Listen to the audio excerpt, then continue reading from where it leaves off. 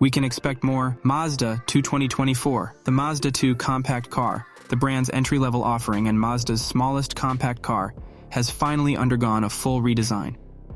The current Mazda2 has been around for almost 10 years after its initial release. Apparently, they decided to continue with the model and carry out extensive renovations. Details such as whether it will employ a dedicated platform or the same small platform as the vehicle above the MX-30 in a smaller size remain unconfirmed, but we anticipate significant improvements over the current model.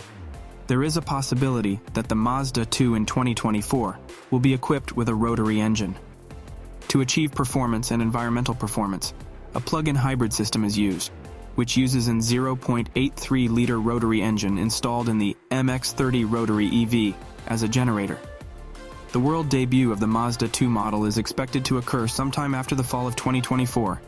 As additional details become available, we will keep you posted. Predict what the 2024 Mazda2 will look like based on existing information, and don't forget to subscribe.